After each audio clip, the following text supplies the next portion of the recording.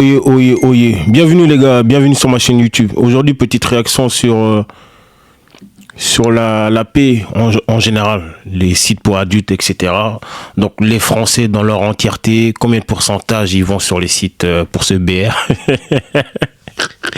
Eh les gars, live tout à l'heure. Donc là c'est en direct, il est 20h et quelques. Live tout à l'heure à 22h30. Donc là on est sur le site Le Crayon. Et lui, il faut savoir là, celui qui porte des lunettes là, il s'est spécialisé que à recevoir des personnes qui ont des sites pour adultes. Et même dans une des vidéos, il avait dit, il préfère 10 000 fois pas voir sa fille ou quelqu'un de sa famille voir aller sur un site. Non, voilà, il avait dit, il est beaucoup plus difficile d'aller sur un site pour adultes, vendre son corps, que aller faire le ménage. C'est une dinguerie de penser ça. Tout le monde n'est pas comme toi, mon gars. Enfin bref, j'ai trop parlé, les gars. Abonnez-vous, likez, partagez. Donc là, c'est sur le site Le Crayon.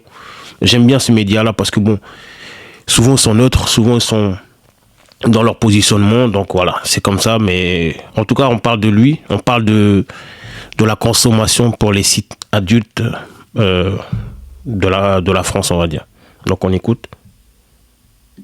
Intéressant, je n'en sais absolument rien. 15%, 28,5%, 35,5%, 50% On va recommencer. par semaine. Pardon. Quel pourcentage de femmes regardent de la pornographie au moins une fois par semaine? C'est intéressant, je n'en sais absolument rien. 15%, 28,5%, 35,5%, 50,5%. 28? Moi, je dirais 28 aussi. Ouais, 28,5, ouais. Quelle est la proportion d'hommes français qui regardent des vidéos pornographiques chaque mois? 30%, 40%, 50% ou 60%? 40? Je dirais que c'est 50. 50. Quelle est la valeur estimée de l'industrie mondiale du divertissement pour adultes en 2024? Réponse A, 97 milliards de dollars. Réponse B, 182 milliards. Réponse C, 275. Ou réponse D, Mais là, déjà, c'est des chiffres de fou quand même. Waouh! C'est des chiffres de fou. 97 milliards pour ce BR. Et je vous le rappelle, c'est gratuit. Hein. Enfin, sur les sites, c'est gratuit. Après, il y en a qui payent, hein, mais c'est gratuit. Dans l'ensemble, c'est gratuit. 97 millions. Milliards, excusez-moi. 82 milliards. 275 milliards. Et 500 milliards. Moi, je pense à 182 milliards, à mon avis. Je pense. Hein. On va voir. 500 milliards. Bah, 97, ouais, je pense. Moi, je pense que c'est au moins 275. C'était 182 milliards. Ah ouais. Quel pourcentage du trafic Internet mondial est lié à la pornographie? 15%, 20%, 30% ou 40%? 30? C'est beaucoup, oui. 30. Combien de sites pornographiques sont accessibles en France? 1 million, 3 millions, environ 5 millions, 7 millions. 5, 7? C'est énorme. Ils sont accessibles. Ah! C'est-à-dire que nous, enfin je dis nous, peut-être je suis dedans, hein. On connaît que 3, 4, mais il y en a peut-être potentiellement 5 millions, 7 millions, 7 millions ou 3 millions ou 1 million. Ouais, c'est énorme. 7? Il faut choisir. 5, 7? 7? Aucune idée. 5,5 millions. Ah putain, mais tu...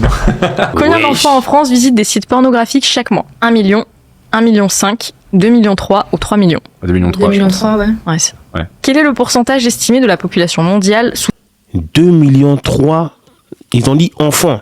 C'est-à-dire, peut-être qu'ils n'ont même pas dit adolescents. C'est énorme. Bah oui, avec le téléphone de nos jours, c'est très très facile d'accéder dessus. Même s'ils font semblant de mettre une limite d'âge ou de te poser une question bête, est-ce que tu as un tel âge? Évidemment que si un petit qui veut se BR, évidemment qu'il va pas dire non, non, je n'ai pas l'âge, je vais quitter, vous avez bien fait. Non, il va dire oui, j'ai l'âge. Qui va aller vérifier? Qui va aller vérifier? Évidemment, Internet, les factures et tout seront au nom de ses parents. Donc eux, ils sont adultes. À part mettre des contrôles parentaux, etc. Mais ça marche pas en général. souffrant d'une addiction à la pornographie? 1%, 3%, 5% ou 10%? Je dirais 3 ou 5. Je dirais 5, ouais. 3. Oh, c'est énorme. Hein. Le crayon. C'est énorme. Bon, en tout cas, on va regarder d'autres vidéos. À Nikita Bellucci, cependant, elle appartient aussi et elle a vécu les travers de l'ancien monde du porno. Oui, ces réalisateurs, les Pascal Opé, Matage DX, Oliver Sweet, je les ai croisés dans ma carrière. Et oui, j'ai été victime de l'un d'entre eux. Par contre, là, les gars, tu peux pas finir ta carrière dedans. T'as fait tout ce qu'il fallait faire et après tu crashes. Enfin, sans jeu de mots, les gars. Sans vraiment jeu de mots. Tu finis faire ta carrière dedans, tu prends tous les millions qu'il faut prendre et après tu vas cracher. Comme quoi tu as eu de l'harcèlement, des agressions et tout. J'ai pas dit que ça n'existe pas. Hein. Je ne suis pas en train de nier ça. Mais c'est quand même se foutre de la gueule des gens. Dans le vrai sens du terme. Elle a fini de manger de l'argent et après elle dit non. Peut-être qu'elle a été forcée pour certaines scènes et tout. Normalement, je m'y connais pas, hein, mais je sais que c'est très très encadré, normalement. Franchement, c'est très très encadré. Il peut y avoir des dérives, hein, comme partout. Mais c'est bien l'endroit où il y aurait que des dérives, normalement. Mais c'est très très bien encadré, quand même. Franchement, Monica... Même celles qui sont les plus reconnues, qui défendent, en fait, finalement, elles racontent à un moment ou à un autre quelque chose. Il y a l'ancien monde et le nouveau. Il y a l'ancien monde et le nouveau. nouveau. Beaucoup de respect à Nikita Bellucci. Cependant, elle appartient aussi et elle a vécu les travers de l'ancien monde du porno, avec les productions celles que tu as citées, etc. Ça évolue énormément. Et en fait, aujourd'hui, on entend les témoignages des personnes qui ont souffert il y a 5, 10, 15 ans. Et dans 10-15 ans, on entendra les témoignages des personnes qui souffrent maintenant. Je pense qu'il y en aura beaucoup, beaucoup moins, justement par rapport à... En fait, si je comprends bien, lui, il est pour et elle est contre. J'ai l'impression, hein, parce que lui, son contenu, il est vraiment que orienté vers ça.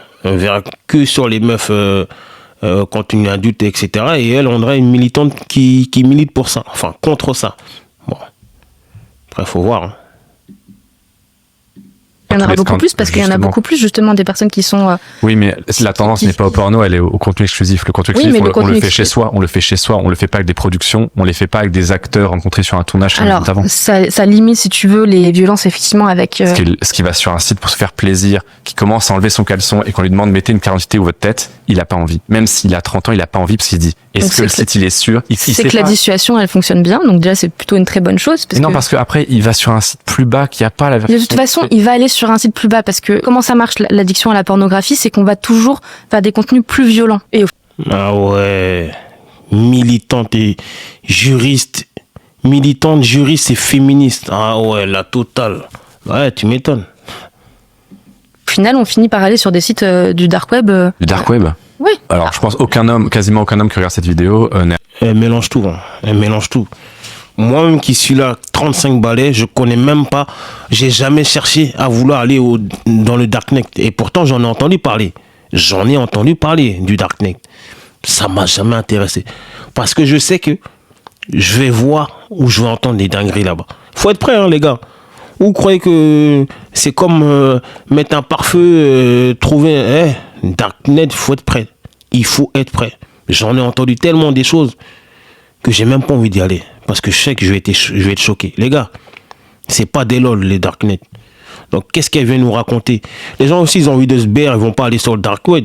Parce que si tu vas là-bas, c'est que déjà, ça va pas dans ta tête. C'est que déjà, t'es dérangé. Moi, je vous le dis.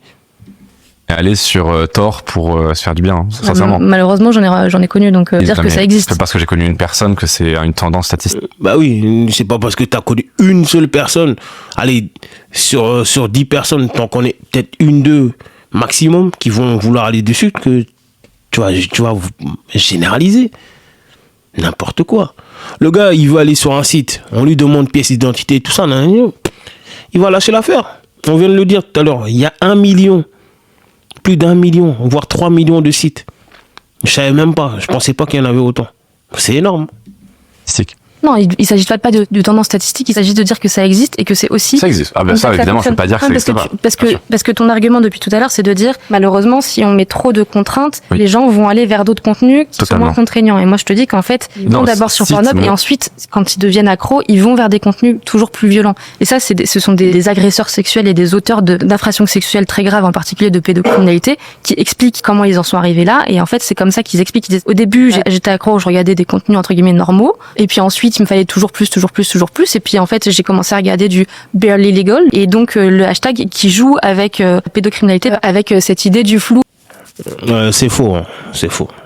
Si t'es une personne saine, comme on dit, tu n'iras jamais vers l'illégalité. Donc c'est faux. C'est vraiment très très faux. Si par contre tu es dérangé dès le départ, tu iras plus facilement vers le trash, vers les interdits, vers le hard. Donc faut arrêter de dire des conneries. Ou entre l'âge adulte et l'âge adolescent, enfin, c'est quoi? Interdire le porno. Vrai. Faux. Je suis féministe. Vrai. Vrai. OnlyFans permet aux femmes de prendre le pouvoir. Vrai. Faux. Instagram, c'est de la sexualité freemium. C'est faux. Hein. OnlyFans permet de prendre le pouvoir aux femmes. Mais qu'est-ce qu'il raconte, lui? Il y a des questions. Pour moi, c'est des conneries. Ça n'a jamais été ça. Ça peut l'être. Pareil. OnlyFans a remplacé Pôle emploi. Faux. Faux. Vendre son corps, c'est un travail comme un autre. Faux. Faux. Le porno, c'est de l'éducation. Oula, je suis choqué. Pourquoi il dit pas vrai, pour une fois? Pourquoi il ne dit pas vrai? Ta spécialité, c'est ça, d'encenser les sites pour adultes. Pourquoi là, tu dis non? Si c'est pas un travail comme un autre. Donc, on le sait. Donc, à travers leurs réponses, ils disent bien que c'est pas un truc qui est normal, en fait, alors. Enfin, je comprends pas. Éducation sexuelle. Faux. Faux. La sexualité est un produit de consommation. Ça peut le devenir comme ça l'est avec les plateformes, oui. Faux. On peut être féministe et vendre son corps. Bien sûr. Faux. Un homme... Merci. Pour une fois, elle a raison. Elle a raison. Totalement. Je suis d'accord avec elle. Tu ne peux pas te dire féministe et vendre ton corps. C'est insensé. Parce que quand tu es féministe, normalement, tu es dans une... comment ça s'appelle? Haine, entre guillemets, au plus profond de l'être humain, c'est-à-dire l'homme. Donc tu ne peux pas aller vendre ton corps à un homme si tu considères que c'est ton ennemi. C'est faux. Hein. Franchement, elle a eu raison. Qui se sexualise choque moins qu'une femme. Vrai. Vrai. Être prude aujourd'hui, c'est plus rebelle que d'être débridé. Pas certain du tout, non. Faux. Sans la misère économique, OnlyFans, memes, etc. n'existerait pas. En partie vrai. Oui. Ouais, réalité. Réalité. Bah oui et non, parce que je pense que c'est pas toujours accuser la misère. Tôt ou tard, ça allait arriver. Parce qu'on a connu on a dit que c'est le plus vieux métier au monde. Hein. C'est le plus vieux métier au monde, pardon. Donc tôt ou tard, les filles qui étaient dehors, elles allaient commencer à aller sur Internet. Donc c'était une suite logique. Même si celles qui sont sur Internet ne se considèrent pas en tant que telles, ne se considèrent pas comme celles qui sont dans la rue, vraiment sur le trottoir, littéralement dans le vrai sens du terme, mais pour moi c'est du pareil au même. Il y a l'échange. Elles vendent quelque chose, certes c'est virtuel, mais elles vendent leur bout de leur corps en vidéo. Il y a des gens qui achètent leurs vidéos, et une vidéo ça peut rester à vie. Alors que une meuf que vous allez voir dans la rue, sur le trottoir, c'est one shot, vous n'allez plus jamais la revoir, en tout cas vous n'avez pas une vidéo d'elle. Vous voyez? Et dans tous les cas, il y a un procédé d'achat. C'est l'offre à la demande. Je vends, admettons, mes pieds pour être gentil, et ben il y aura quelqu'un qui va acheter derrière. Donc, je pense que tôt ou tard, même ce métier-là, qui est très très vieux apparemment, il allait se numériser. Donc, je ne pense pas que ça peut être qu'une histoire d'économie, que les gens se sont rendus dessus. Tôt ou tard, ils allaient trouver une excuse. Même si on était dans un monde où tout le monde était riche, entre guillemets, je pense quand même qu'il aurait quand même eu ça. Vrai. Le travail du sexe est un vrai travail. Oui. Faux. La misère pousse aussi les hommes à se vendre. Oui.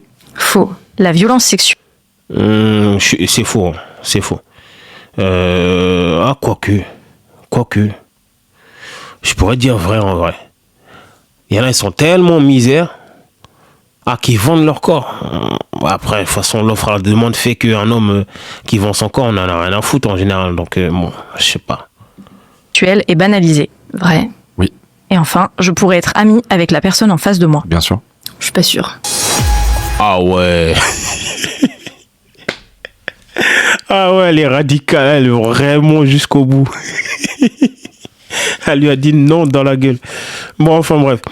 Donc, en général, les Français aiment les sites pour se BR. Donc, qu'est-ce que vous en pensez? Dites-moi ce que vous en pensez en général. Et puis voilà, likez, partagez, commentez les gars. On s'attrape.